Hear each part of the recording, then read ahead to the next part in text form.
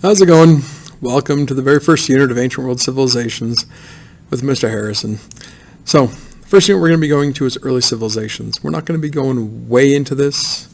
This won't be necessarily a college course, of course, but as I've explained in class at least, that this class is more about the concepts than it is necessarily going over tons of information. If I can get you a lot of the concepts, I don't have to cover tons of the information, and hopefully you can apply those concepts to all the other things that we talk about in world history, as well as just the world you live in today. But that being said, we will be covering the first four major civilizations that just kind of pop up out of nothingness, I guess you could say, in Mesopotamia, Egypt, India, and China, at least in those four regions respectively. So, now, in this whole idea of talking about civilizations, one thing I'm going to be getting into is, we need to know what a civilization is, when civilizations began, and how do we transition into them. In the course of this, we keep getting this idea that civilizations are the greatest thing ever. We love civilizations. We love being part of a civilization. It's better to be part of a civilization than not be a civilization. It's better to be civilized versus uncivilized. Of course, that is all a matter of perspective and up to your own interpretation in many cases. But just when you look at the basic ideas, it's nice to be a civilized person. I just like to show these pictures at the beginning of the class just because, it might be an awesome thing to be a part of. And you definitely have some drawbacks here and there. So if you can't tell what's going on there, at least I hope you can see. People are getting packed in like sardines into a subway. I believe that's in South Korea. I could be wrong. Just massive amounts of pollution and smog in some areas. That's Los Angeles on a bad day. And then just traffic, something that is just sometimes a norm in many of our big cities. Anyways, where we're going to start, though, is just where we were in the very beginning. As long as we can remember, basically when it comes to human beings and what we've done here on Earth, for most all that time, it's been hunter-gatherer societies. I notice here it says hunter-gatherer societies dominate most of prehistory. Simply for tens of thousands of years, people hunted and gathered food and materials to survive. I hope that's easy. I hope you've heard of that before.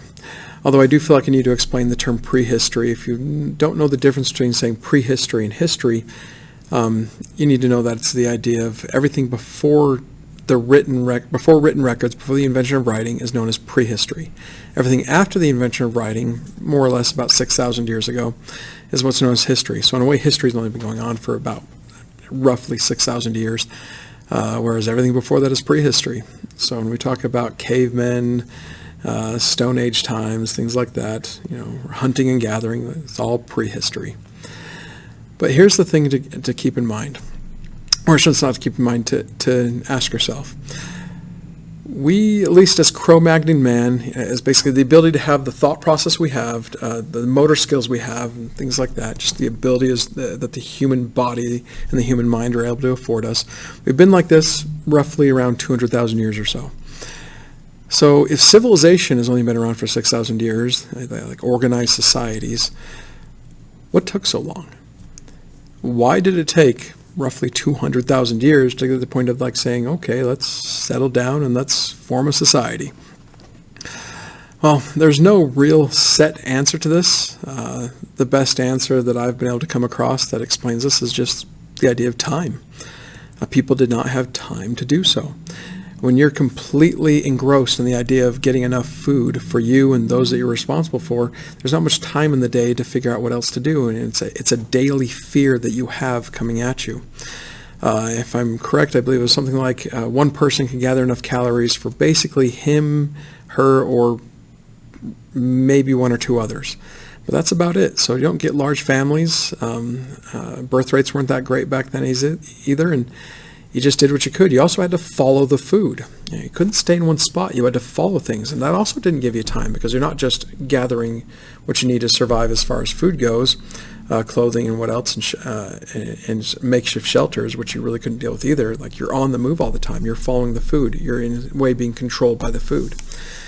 And you just don't have time. So this is the main idea of why we believe it just took so long to switch over.